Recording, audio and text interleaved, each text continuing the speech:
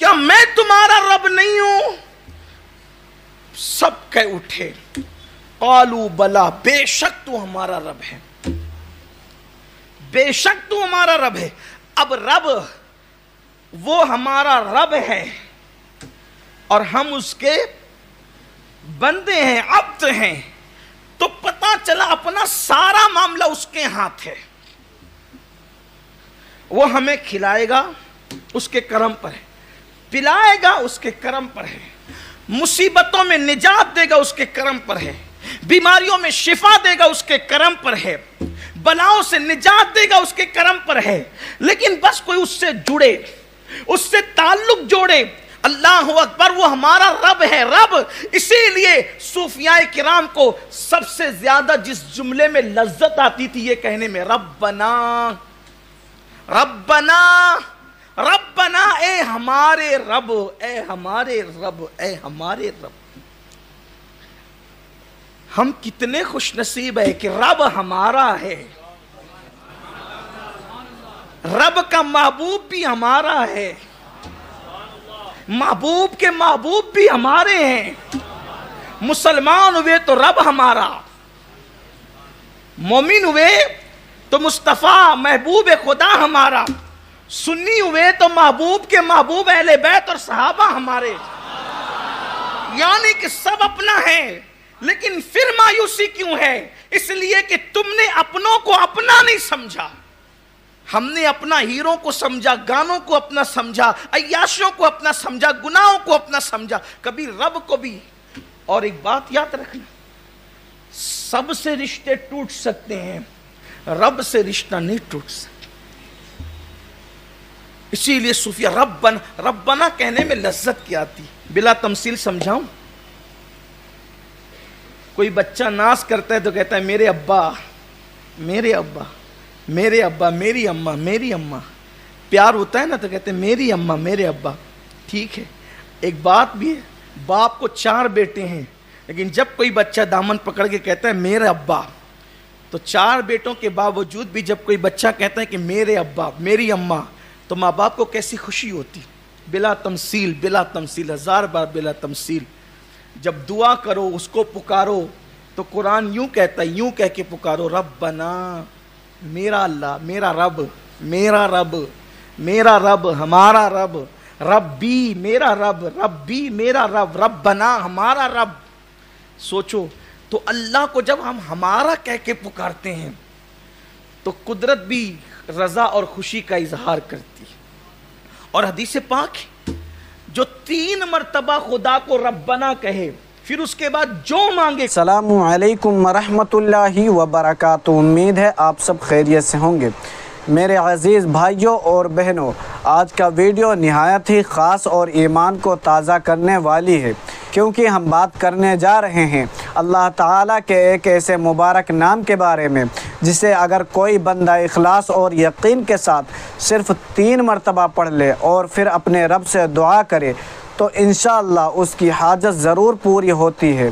دوستو، ہم سب کی زندگی میں کوئی نہ کوئی خواہش، کوئی نہ کوئی حاجت اور کوئی نہ کوئی پریشانی ضرور ہوتی ہے۔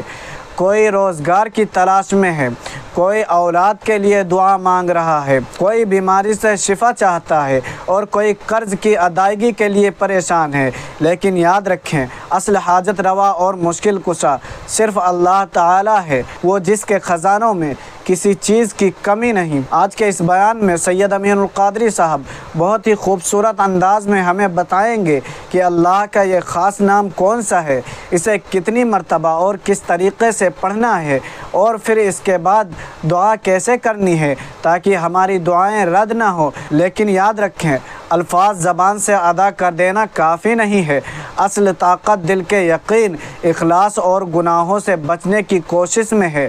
اگر دل صاف ہو اور یقین پکا ہو تو یہ معمولی سا عمل بھی زندگی کے بڑے بڑے مسائل حل کر دیتا ہے۔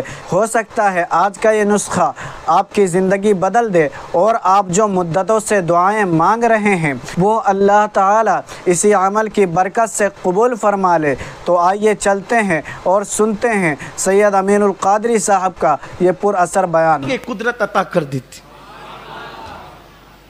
جو 3 مرتبہ ربنا کہہ کر پکارے پھر وہ جو مانگے، کتنا خوش ہوتا ہے وہ جب 3 بار کوئی اس کو ربنا کہہ کے پکارتا ہے. پھر اور اس کو تو پکارنا ہی پسند ہے، اس کو تو پکارنا ہی پسند. تو قرآن کہتے ہیں ان الذین قالوا ربنا اللہ، جن لوگوں نے کہا بے شک ہمارا رب اللہ ہے. اب آپ یہاں سے دل میں ٹھان لے کہ ہمارا رب اللہ ہے، ہماری حفاظت اس کے کرم پر ہے، بس کوئی اس کے قریب آئے. ہمیں کھلانا اس کے کرم پر ہے، بس کوئی اس کے قریب آئے. ہمیں پلانا، نعمتیں دینا اس کے کرم پر ہے، بس کوئی اس کے قریب آئے. ہمارا رب اللہ ہے. اب آگے کی منزل، جن لوگوں نے کہا ہمارا رب اللہ ہے، ثم استقاموا، پھر وہ اس پر جم گئے. اب جمنا کسے کہتے ہیں؟ اللہ کو رب مان کر جمنا، اسی پر جم جانا، استقامت، اسی پر جم گئے، ڈٹ گئے. حالات کی کوئی پرواہ نہیں، اب جان کی کوئی پرواہ نہیں، اب مال کی کوئی پرواہ نہیں. مان لیا اللہ ہمارا رب ہے، رب ہے. کوئی انگارہ دکھا کر کے کہے چھوڑ دو رب کو، نہیں چھوڑیں، ڈٹ گئے. کوئی مال چھینے چھوڑ دو رب کو، کسی اور کو پکارو، نہیں چھوڑیں. کوئی آبرو پہ اتر آئے چھوڑ دو رب کو، کسی اور کو پکارو، نہیں چھوڑیں. ڈٹ گئے، ڈٹ گئے. بات یہ ہے کہ اگر کفر بک کر جان ہی دینا ہے تو کفر بک کر جان بچتی کب ہے اور ایمان بول کر جان جاتی کب ہے؟ اس لیے کہ اگر اس نے موت لکھ دی ہے تو کفریہ کلمہ بول کر بھی جان چلی جائے گی، اور اگر اس نے موت نہیں لکھی ہے تو پھر آپ کو کوئی جان لے نہیں سکتا، آپ کی کوئی جان نکال نہیں سکتا. روح کا فرشتہ کسی کی مرضی سے نہیں آتا، وہ رب کی مرضی سے آتا ہے. حتیٰ کہ وہ اپنی مرضی سے بھی نہیں آتا، وہ رب کی مرضی سے آتا ہے. تو اس لیے عظیمت کی راہ یہ ہے کہ رب کو رب مانا، اللہ کو رب مانا، اس کو الہ مانا، اس کو معبود مانا. تو اب آپ کو کوئی پانی میں ڈال کے ڈبکیاں دے، آپ کو انگار سامنے رکھ کر کے جلایا جائے، کڑائی تیل کی ابل رہی ہو. یہ صحابہ کرام کی داستان میں آپ کو بتا رہا ہوں. سیدنا بلال حبشی رضی اللہ تعالیٰ عنہ ارشاد فرماتے ہیں،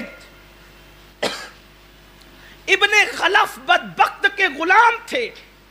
جب بلال نے کہا اللہ میرا رب ہے، لا الہ الا اللہ محمد الرسول اللہ پڑھا، تو پہلے بلال کو لالچ دی گئی. بلال نے کہا یہ لالچ سے ہم دین نہیں چھوڑتے. تو ابن خلف جب مکے میں دھوپ پورے شباب پر آ جاتی تو مکے کی ریتیلی زمین اور پتریلی زمین پر حضرت بلال کو لے جاتا. ایک دن نہیں، 2 4 6 گھنٹے نہیں، بلکہ روز کا معمول تھا اس بدبخت کا. اور لے جانے کے بعد حضرت بلال حبشی کو اس تپتی ہوئی چٹان والی ریت پر، اللہ اکبر، کبھی چٹانوں پر کبھی ریت پر لٹا دیتا، اور ایک بندہ ان کے سینے پہ کھڑا ہو جاتا اور پھر کہتے بول ہمارے حبل کا نام لے، بول ہمارے لات کا نام لے، بول ہمارے عزا کا نام لے. جب وہ بدبخت چابک مار کے سینے پہ کھڑے ہو کے کہتے کہ لات حبل اور عزا کا نام لے، یہ ان کے بت تھے. بلال مسکرا کر کہتے احد احد احد، اللہ ایک ہے، اللہ ایک ہے، اللہ ایک ہے. نہ لات خدا ہے، نہ حبل خدا، نہ منات خدا ہے. اگر خدا ہے تو محمد کا رب خدا ہے.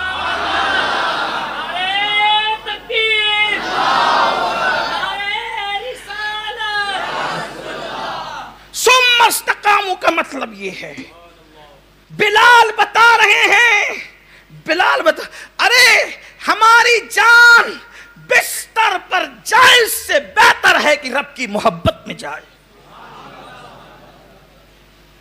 अल्हम्दुलिल्लाह दोस्तों, आपने अभी सैयद अमीनुल क़ादरी साहब का ये ईमान अफरोज़ बयान सुना, जिसमें बताया गया कि अल्लाह ताला के एक ख़ास नाम को सिर्फ़ 3 मरतबा पढ़ने के बाद दुआ की जाए तो किस तरह अल्लाह अपनी रहमत से हाजत पूरी फरमा देता है।